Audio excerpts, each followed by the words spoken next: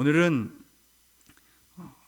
선교에 대한 이야기를 나누고자 합니다. 우리의 신앙이 일상 가운데 선교의 뿌리를 내리고 살아가야 됨을 오늘 좀 나누고 싶습니다. 여러분, 선교하면 어떤 생각이 떠오르십니까? 선교는 어딘가 멀리 외국에 다른 언어를 가지고 있는 사람들에게, 특별히 좀 더 못 사는 사람들에게 가서 그들을 섬기고 또 그들에게 복음을 전하고 그들이 예수 믿어서 잘 살아나갈 수 있도록 돕는 것, 이렇게 좀 생각을 할 수 있을 것 같습니다. 선교라고 생각하면 그러면 가장 먼저 드는 생각은 국내가 아니라 해외이라는 생각이 들어요. 그런데 요즘에 제가 우리 교회 부임하고 나서 성균관대 앞을 이렇게 지나다니는데 옆에서 갑자기 동양인인데 얘기하는데 한국말 할 줄 아는 것 같더니만 이렇게 니하오 하면서 이렇게 얘기를 하는 거 봤을 때 보니까 중국말 잘하는 한국인이구나 라고 처음 생각을 했는데, 중국말 잘하는 한국인이 아니라 중국말 잘하는 그냥 중국인이더라 라는 걸 알게 되었습니다. 학생들이 정말 많이, 외국인 학생들이 들어와 있더라고요. 이게 그냥 이곳에서의 보이는 문제는 아니구나, 문제라기보다도 이런 현상은 아니구나 라는 것을 느꼈던 것이, 저희가 CCC 간사로 섬길 때 지방에서 전문대회를 섬기고 있는 간사님이 저를 그쪽 지역을 이렇게 소개시켜 주면서 이 학교는 어떻고 이 학교는 어떻고 이렇게 설명을 해주는데요, 이 학교는 외국인이 없으면 운영이 되지 않는데요. 베트남에서 오고 중국에서 오고 그 외국인들이 와야 이 학교가 유지가 되어진다라고 얘기를 하더라고요. 그렇구나. 지금 우리나라에 단순히 우리나라 학생들만을 위한 학교가 이렇게 있는 것이 아니라 지금 많은 외국인들이 우리나라에 들어와 있구나 라는 생각을 하게 됐습니다.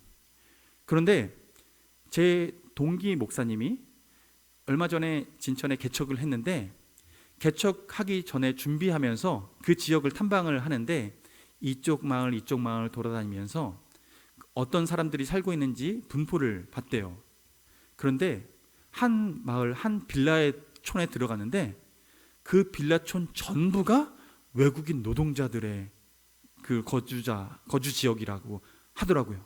제가 그 얘기를 듣고, 그 목사님은 외국인 노동자를 대상으로 하는 그 사역을 하고 싶은 마음이 있었는데 여기구나 라는 마음이 들었고 그곳에 정착을 해서 지금 개척을 하셨어요. 우리가 생각하는 것보다 우리나라에 많은 외국인들이 들어와 살고 있는 것이 저는 이제는 피부로 느껴지더라고요. 여러분 어떠십니까? 여러분도 피부로 느껴지십니까? 네.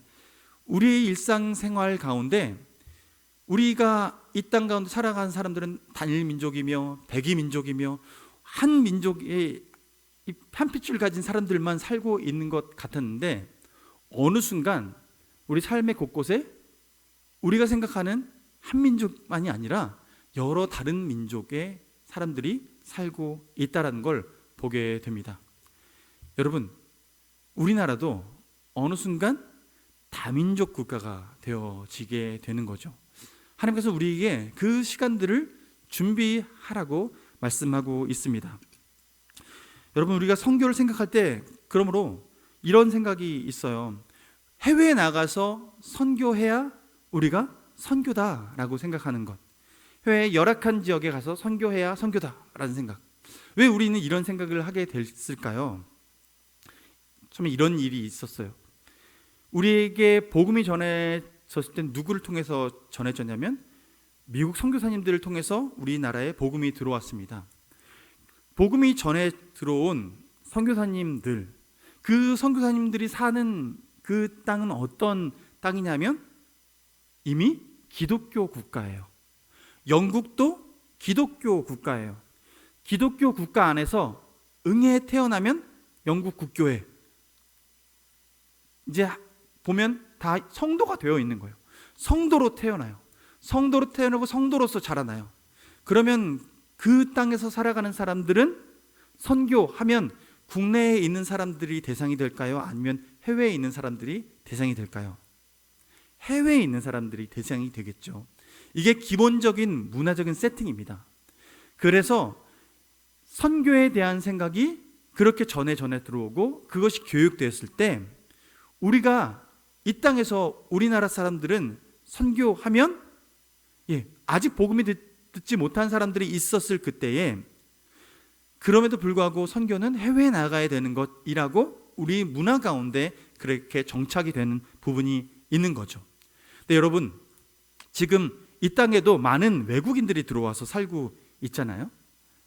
그런데 이 상황을 저희가 느끼기 전에 훨씬 더 먼저 이런 생각을 가진, 해외만 우리의 선교 대상이 아니구나라는 것을 느낀 사람이 있었는데요. 그분이 레슬리 뉴비긴이라는 선교사님이셨습니다. 그분은 영국 국교회 출신의 선교사님이신데, 영국 출신의 이 선교사님은 인도로 가서 선교 활동을 했던 분이세요. 인도는 워낙 종교가 많고 신들이 많고 하는 그 다신주의 가운데 있었던 그곳에서 열심히 선교를 하고 40년간 선교를 하다가 그가 은퇴해서 다시 영국으로 돌아왔습니다. 근데 이 영국으로 다시 돌아왔더니 어떤 것을 봤냐면 영국의 학생들, 젊은이들, 사람들이 우리가 생각했던 것처럼 예전에 그렇게 좋은 신앙을, 굳건한 신앙을 갖고 있지 않은 걸 보게 된 거예요. 즉 교회 밖에 교인들이 많다는 걸 보게 됐고, 교회 밖에 교인도 아닌 교인인 척하는 사람들이 더 많아졌다는 걸 보게 된 거예요. 그러니 그분이 와서 느낀 게 뭐냐면, 영국 내도 선교지다, 영국 내도 선교지다라는 이 생각이 들게 된 거죠. 그래서 그 후부터 그분이 새로운 선교의 지평을 열어 가시는데, 우리의 선교의 지경이 단순히 해외, 외국, 타문화권, 나랑 언어가 다른 나라에 가서 복음을 전하는 것만이 선교가 아니다라고 얘기하면서 어떤 생각을 우리한테 불어넣어줬냐면, 어떤 영감을 불어넣어줬냐면, 여러분, 선교라고 하는 것은 이런 거죠. 선교는 미션이잖아요, 영어로. 근데 미시오, 보내다, 라틴어로 미시오, 보내라는 건데, 미시오 데이, 하나님이 선교하시는 하나님이시다 라는 이 사실을 우리 가운데 일깨워 주기 시작한 거예요. 미시오 데이, 선교하시는 하나님, 하나님께서 선교하시기 때문에 결국 우리도 선교한다라는 개념이에요.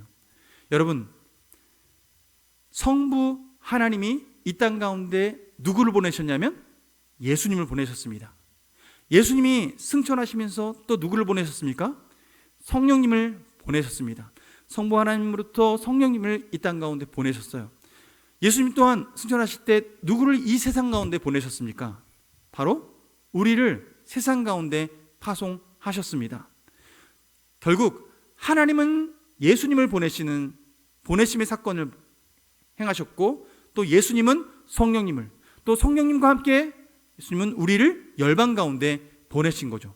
그럼 하나님은 삼위일체 되신 이 삼위 하나님께서는 보내시는 이 일들을 태초부터 하셨던 분이세요.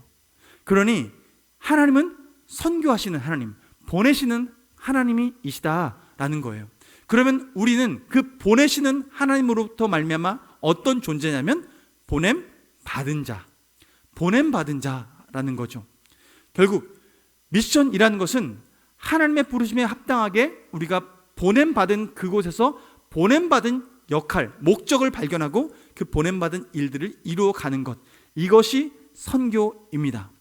결국 우리가 이렇게 보냄 받은 자로서의 살아가는 이 목적의식을 가지고 살아가되, 그것이 어디까지 확장이 되는 거냐면, 예전에는 그저 해외에 미개한 사람들에게 가서 그들을 삶의 질을 높여주고 그들에게 복음을 전해주고 예수 믿으면 잘 삽니다, 이런 것을 복음이라고 얘기하면서 전했다고 한다면, 이제는 하나님께서 우리를 이 땅 가운데 보냈을 때 그 외국에서만 아니라 해외에서뿐만 아니라 이미 우리가 살고 있는 이곳 또한 주님께서 선교지로 바꿔주셨고 모든 믿는 자들이 선교사로서 이 땅 가운데 살아가도록 우리를 부르셨다라는 것입니다. 여러분이 그 부르심에 합당한 한 사람인 줄 믿으시기 바랍니다. 우리가 한 사람 한 사람들이 그런 한 사람이 된 거예요. 오늘 제가 이 시간 함께 나누고 싶은 부분은 딱 두 가지입니다.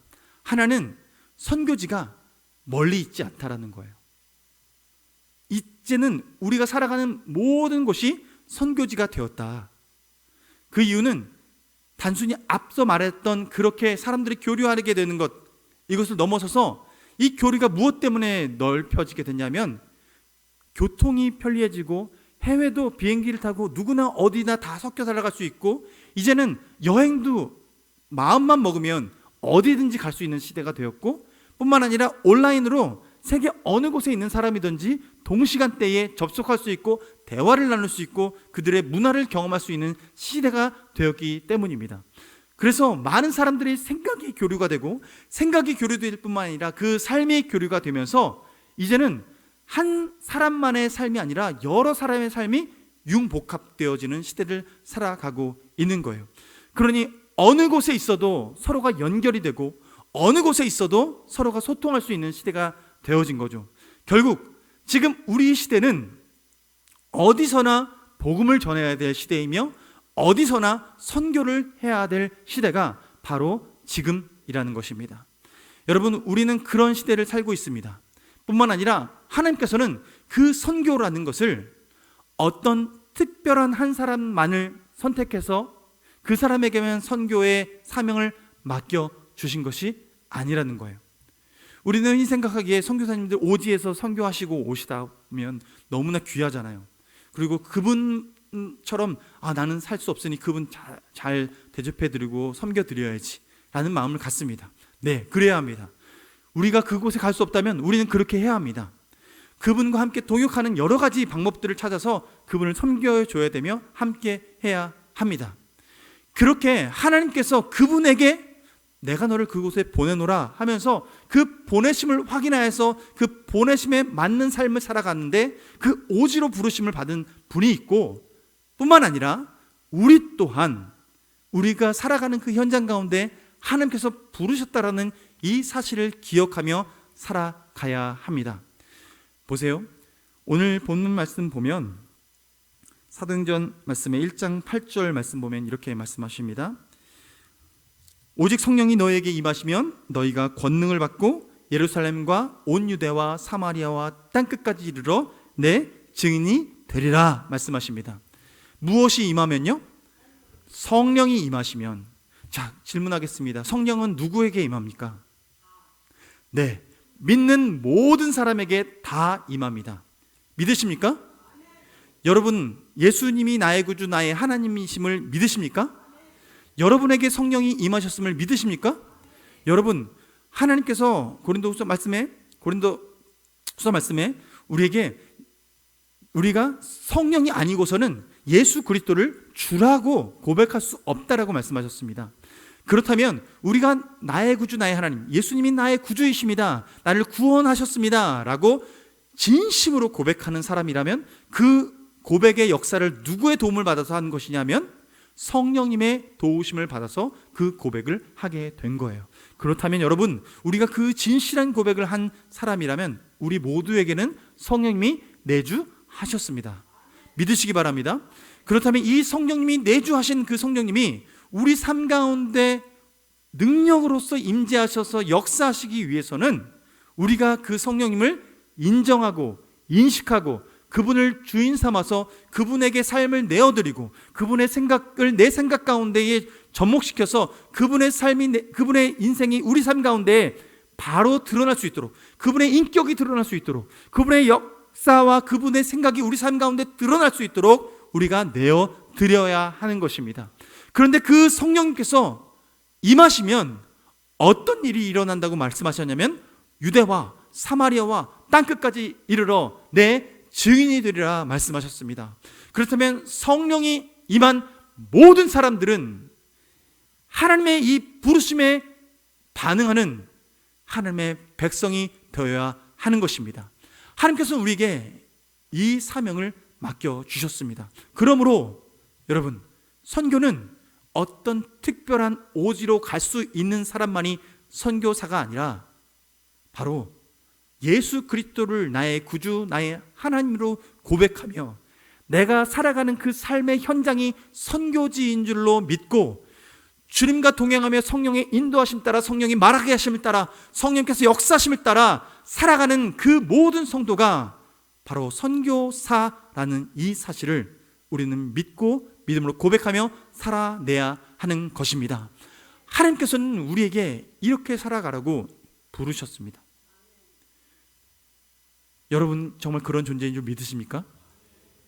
여러분, 우리는 그렇게 살아가야 될 존재예요. 사도행전 11장 말씀 보면, 11장 19절부터 21절 말씀 보면 안디옥에 복음이 전해지는 사건이 일어납니다. 안디옥에 복음이 전해지는 사건이 어떻게 일어나게 되냐면, 스데반 집사님이 순교를 하고 스데반이 복음을 전하면서 예수 그리스도를 전하자 그것을 핍박하려는 사람들이 나타나게 됐고, 그 핍박하는 유대인을 피해서 믿는 그리스도인들이 흩어지게 됐습니다. 믿는 그리스도인이 흩어져서 간 곳 중에 여러 군데가 있는데, 그 중에 안디옥이라는 곳에 그 흩어진 사람들이 그곳에서 흩어져 있는 상황에서 어떤 삶을 살았냐면, 내가 믿게 되었고 이 핍박 가운데서도 내가 믿어서 내 삶이 변화된 이 중추적인 역할을 하신 분이 바로 주님이십니다 라는 이 고백을 하며 살기 시작했어요. 예수님이 구주라는 고백을 하며 살기 시작했어요. 그런데 처음에는 누구에게만 전했냐면 바로 유대인에게만 전했습니다. 그들이 이 믿음을 누구에게만 소유할 수 있다라고 생각하냐면 바로 유대인한테만 이 복음이 제시되고 그들만 들을 수 있다고 생각을 했어요. 왜냐하면 유대인들만 유일하신 하나님을 믿었기 때문이고, 그 하나님이란 개념을 갖고 있는 사람이 유대인이니까.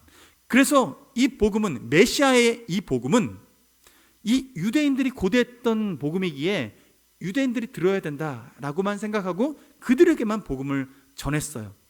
그런데 이때 이상하게 구레네 사람, 그리고 구브로스 사람, 즉 구브로스 사람, 구레네 사람, 키브로스라는 그 섬에 있던 사람들과, 그리고 구레네 사람은 북아프리카에 있는 사람들인데, 이 사람들은 헬라 문화에 많은 영향을 받고 있었던 사람인데, 그 유대교로 개종했던 이 사람들이 자기 동족 사람들, 헬라 사람들을 보니 그들에게도 이 복음이 필요하겠다 생각해서 이 복음을 전했습니다. 그런데 이들이, 헬라인들이 이 복음을 듣고 예수 그리스도가 나의 구주, 나의 하나님임을 믿고 고백하게 된 거예요. 그래서 그때부터 그 가운데 안디옥 지역에 예수 믿는 사람들이 늘어나기 시작합니다. 예수 믿는 사람들이 늘어나기 시작하는 이 사건의 계기가 무엇이냐면 바로 구브로스 사람, 구레네 사람, 키프로스 사람, 이 사람들이 복음을 전하는데 단순히 유대 사람들에게만 전하지 않고 헬라인에게도 복음을 전하면서 이 복음이 퍼져지게 되게 된 거예요. 즉 온 유대와 사마리아와 땅끝까지 복음이 전해지는 이 사건 가운데 지금 유대의 장벽을 넘어가게 되는 사건이 이 사람들을 통해서 이루어지게 된 거예요. 여러분 생각해 보십시오. 이들은 흩어졌습니다.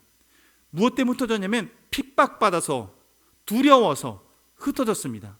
그런데 하나님께서는 그 두려워서 흩어진 그 마음과 상황조차도 하나님을 사용하셔서 그들이 그곳에 보내졌다라는 그 마음, 그리고 보내졌기에 그 안디옥 지역에서 그들이 할 수 있는 것이 무엇이냐면 그들이 들었던 그 복음, 경험했던 예수 그리스도, 그분을 전한 거예요.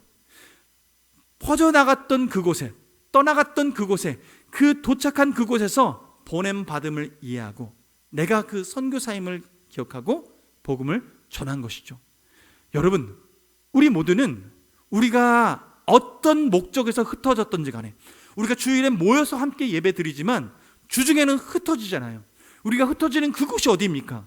우리 직장입니다. 우리가 흩어지는 그곳이 어디입니까? 우리 학교입니다. 우리가 흩어지는 그곳이 어디입니까? 우리 가정입니다. 우리가 흩어지는 그곳에 어떤 목적을 가지고 어떤 이유에서 흩어졌던지, 이들은 핍박받아서 흩어졌지만 우리는 돈을 벌기 위해서라도 흩어지고 가족을 책임지기 위해서라도 흩어지고, 그 동기와 상황은 다를지언정 우리가 반드시 기억하고 살아가야 될 것은 그곳에 하나님을 보내셨다, 그곳에 나를 보내셨다라는 이 선교사적인 마음을 가지고 그곳에 보내신 이유가 무엇이며 내가 그곳에 만나게 하실 분이 누구인지, 그곳에 새롭게 만나는 그 사람들이 바로 하나님께서 나에게 붙여주신 사람, 그 사람이라는 것을 기억하고 우리가 그곳에 할 일은 선교사적인 삶을 살아내는 것입니다. 하나님께서 우리가 보냄받은 선교사인 줄로 믿고 그곳에서 살아내라고 말씀하고 있는 것이죠. 제가 대학교 1학년 겨울방학 때 인격적으로 예수님을 나의 구주 나의 하나님으로 고백하고 주님을 따르기 시작했습니다.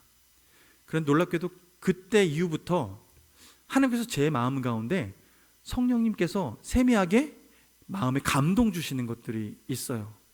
근데 하나님께서 그때 우연치 않게 제가 예수 믿게 된 것도 제가 다니던 학교에서 예수 믿은 게 아닙니다. 다른 학교, 친구 학교의 친구 동아리, 그 전도 집회도 아니고 홈커밍 데이에 그냥 홈커밍 데이 축하해 달라고 초청을 받아서 그곳에 갔는데, 그곳에서 뜻하지 않게 예수님을 나의 구주 나의 하나님으로 영접하게 됐어요. 그런데 그때 그 동아리가 어떤 동아리냐면 찬양하는 동아리예요. 찬양하는 동아리. 옛날에 주찬양이라는 선교단체가 있었는데 그 주찬양 선교단체에 찬양하는 그 멤버들이 좀 많이 계셨던 그런 동아리인데, 그 동아리에서 그때 당시 주찬양 8집인가요? 전신갑주를 취하라 라는 주제로 뮤지컬 같은 곡이 한 세트로 만들어진 곡이 있었어요. 근데 그것은 뮤지컬을 하기 위해서 만들어진 곡이에요. 그걸 가지고 그 동아리에서 그 집회 끝나고 나서 겨울 동안에 군 선교를 간 거예요. 군 선교. 군대에 오지를 가서 그 군대 가가지고 그곳에서 그 뮤지컬로 복음을 전하는 일을 하는데, 제 친구가 갑자기 저한테 그거 준비하고 있는데 저한테 준아 같이 갈래? 부르는 거예요. 그래서 그래? 알겠어 하고서, 왠지 저는 순종은 잘해요. 그래서 가자고 해서 그냥 같이 갔어요. 근데 같이 가자고 하면 저는 이 생각이 있었어요. 선교 회비를 내야 된대요. 그래서 그럼 친구가 내주겠지, 그러니까 날 불렀겠지 하고서 친구가 불렀길래 나는 돈을 내라고 하는데 아무 말도 안 하고 있었죠. 그런데 친구가 저를 이렇게 보는데 저보고 돈 내래요. 그래서 회비는 각자가 내는 거라고 하면서 돈을 내라고 해서 저는 그때부터 자비로 돈 내고 그 선교회 여행을 같이 따라가기 시작했습니다. 근데 그 여행을 따라가는데 그 여행을 출발하기 전에, 군대에 출발하기 전에 그룹이 3그룹 정도로 나눠져서 서울 지역의 요지에 한 곳에, 한 번은 여의도 광장에, 한 번은 노원역 있는 그 역 주변에 각 곳마다 사람들이 많이 밀집해 할 수 있는 그곳으로 가서 복음을 전하자, 이 뮤지컬의 한 장면을 보여주자 하고 해서 흩어지고 전도하는 일들을 했어요. 근데 하루는 그 군대를 가기 전에 그 전날 따라가는데 여의도로 가는 그 팀에 같이 가서 이제 그 뮤지컬을 함께 공연을 보게 됐습니다. 그런데 그날이 겨울이었습니다. 여의도역을 딱 나오는데 하늘에서 눈이 펑펑펑펑 쏟아지는 거예요. 여의도 광장 앞에 사람들이 벌떼와 같이 모여 있으면 좋을 텐데 진짜 개미 새끼 한 마리 보이지 않는 그 여의도 광장.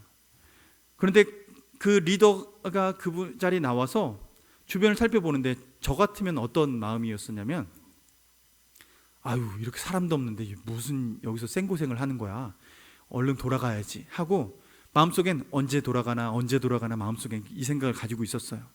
그런데 리더분이 갑자기 비닐을 광장 가운데 쫙 펼치고 그러면서 함께 다 그 자리에 모여서 눈 맞으면서 모이면서 기도하고 나서 얘기하는 거예요.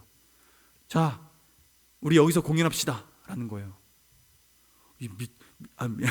죄송합니다. 그랬나? 그래서 이거 속마음입니다. 속마음. 이게 마을로 나오면 안 되는데. 그랬는데 그때 당시에 예수 믿은 지 얼마 안 돼서 그런데 그때 그 생각에 도대체 무슨 말을 하는가 싶었어요. 그런데 이분이 뒤에 하는 말이 뭐냐면 우리의 관객은 하나님이십니다. 우리의 관객은 하나님이십니다. 주님만 보시면 그것으로 충분합니다 라고 말하면서 그곳에 펼치고 공연을 하는데요, 저는 그때 망치로 한 대 딱 맞은 것 같았어요. 우리가 예배하고 찬양을 할 때 이 찬양을 하고 예배를 받으시는 분은 하나님이시구나. 그 하나님이 받으시면 그것으로 충분하구나. 마치 찬양을 하고 공연을 하는 것이 사람들이 많이 와서 그 많은 사람들이 듣고 반응하는 것, 이것이 우리는 목적이라고 생각했는데 그것은 두 번째 목적이구나. 첫 번째 목적은 바로 하나님이 우리의 예배의 대상이구나. 제가 그때 그 후로 저의 찬양 그리고 예배 드리는 대상, 이 부분에 대해서 저는 하나의 줄기가 생겼어요. 저는 그래서 어느 때나 주님 앞에 예배할 때 늘 생각하면서 기도하고, 혼자 기도하고 혼자 찬양해도 우리의 찬양의 대상은 주님이시고 그분만 만족하시면 됩니다. 주님만 만족하시면 됩니다. 그것이 우리를 부르신 목적입니다. 그것이 우리를 그곳에 있게 하신 목적입니다. 복음을 듣든지 듣지 않든지 간에 우리가 해야 될 몫은 전하는 것이고, 우리가 있는 그곳에서 하나님이 우리를 찬양하도록 부르셨다면 그곳에서 누가 듣든지 간에 찬양하는 것이며 주님을 높여 드리는 것입니다. 그렇게 주님을 높여 드리는 삶을 살아갈 때 하나님께서는 우리를, 그래, 내가 널 그곳에 선교사로 부른 거야, 우리는 그것을 경험하게 되는 것이죠. 여러분, 오늘 저는 두 가지 말씀을 드리는 것입니다. 첫째는 해외만이 아니라 우리가 살아가는 그 삶의 현장, 우리를 보내신, 흩어 보내신 그곳이 선교지입니다.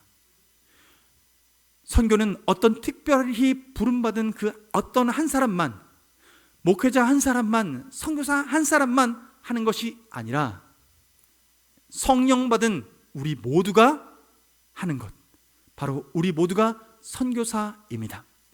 하나님께서는 우리를 그렇게 부르셨고, 우리를 부르셔서 보내신 그곳에서 그 보내신 목적에 합당하게 살아가는 것, 그것이 우리가 살아가야 될 삶의 방식인 것이죠. 여러분, 저는 오늘 여러분을 초청합니다. 여러분이 선교사이십니다. 여러분이 가는 그곳이 선교지입니다. 그러므로 우리 함께 선교사적인 마음을 가지고 선교사처럼 살았으면 좋겠습니다. 우리가 사는 그곳에서 우리가 드리는 모든 삶의 방식이 그런 삶의 방식이 되었으면 좋겠습니다. 여러분, 사랑합니다. 저는 이 많은 동역자들이 생겨서 얼마나 행복한지 모릅니다. 여러분, 한 사람 한 사람이 주도적인 동역자이십니다. 누가 무엇을 하라고 해서 하는 사람이 아니라 우리 모두는 성령의 인도하심 따라서, 성령님의 역사하심 따라서 살아가야 될 선교사입니다. 그러므로 여러분 자부심을 가지고 살아가십시오. 주님과 함께 주님 앞에 기도하며 살아가십시오. 주님께서 우리 인생을 이끌어 가심을 경험하며 살아가시길 주님의 이름으로 축원합니다. 우리 함께 찬양하며 나가겠습니다. 우리 보좌 앞에 모였네. 우리 보좌 앞에 모였네. 함께 주를 찬양하며 하나님의 사랑 그 아들 주셨네. 그의 피 우린 구원받았네. 십자가에서 쏟으신 그 사랑 강같이 온 땅에 흘러 각 나라와 족속 백성 방언에서 구원받고 주 경배 드리네. 구원하심이 보좌에 앉으신 우리 하나님과 어린 양께 있도다. 구원하심이 보좌에 앉으신 우리 하나님과 어린 또 우리 다 같이 일어나서 처음부터 찬양하겠습니다. 우리 보좌 앞에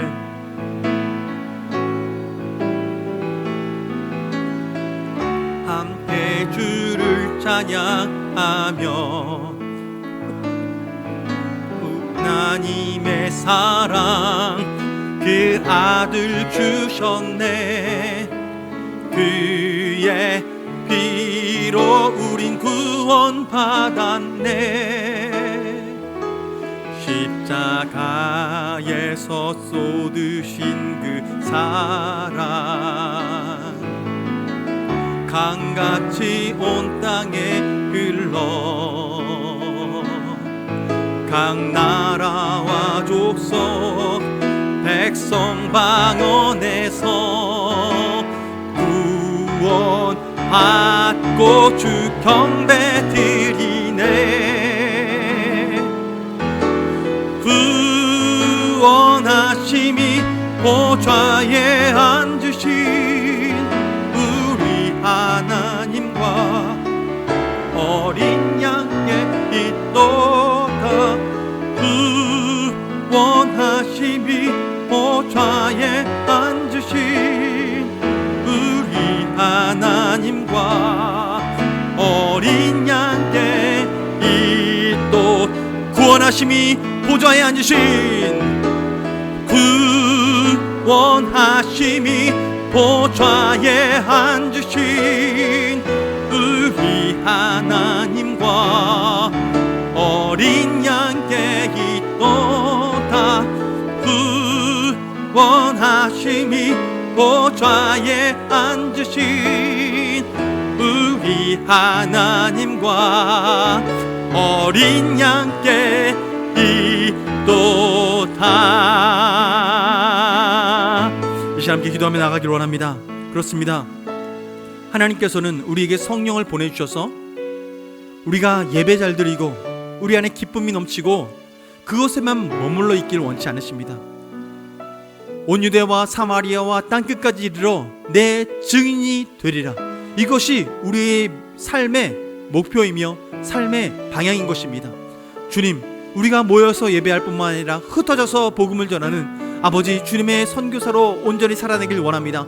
주님, 우리를 받아 주옵소서. 구원하심이 보좌에 앉으신 여호와 하나님 아버지 앞에 주님 앞에 있사오니 아버지 하나님, 우리의 모든 삶의 곳곳에서 주님 보내신 목적을 발견하고 그 보내심에 합당하게 살아갈 때에 주님 구원의 문을 열어 주옵소서. 살아계신 하나님을 만나는 역사가 일어나게 하여 주옵소서. 주님, 우리를 통하여서 안디옥에 복음이 전해진 것처럼 우리 삶의 곳곳에 주의 복음이 전해질 수 있도록 인도하여 주시옵소서. 주님 역사하여 주옵소서. 주여, 한번 부르짖고 기도하겠습니다.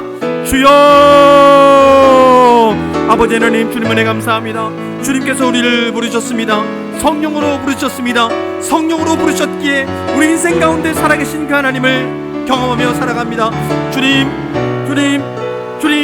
우리를 사랑하셔서 예수 그리스도 안에 새로운 피조물로 삼으시고 하나님의 자녀로 삼으시고 하나님뿐만 아니라 우리의 삶의 목표를 새롭게 정하시고 이 땅 가운데 살아가며 나만을 위해 살아가지 않고 내 유익을 위해 살아가지 아니하며 오직 살아계신 주님께서 이 땅 가운데 온 유대와 사마리아와 땅끝까지 이르러 복음을 전하라고 우리를 보내셨사오니 아버지, 보내심에 합당한 삶을, 아버지 부르심의 목적을 발견하여 살아갈 수 있도록 인도하여 주시옵소서. 하나님, 우리 삶 가운데 안디옥은 어디입니까? 우리가 흩어져서 도착한 곳이 어디입니까? 아버지 하나님, 주님, 우리가 그곳에 살아갑니다. 아버지, 우리가 그곳에서 살아갑니다.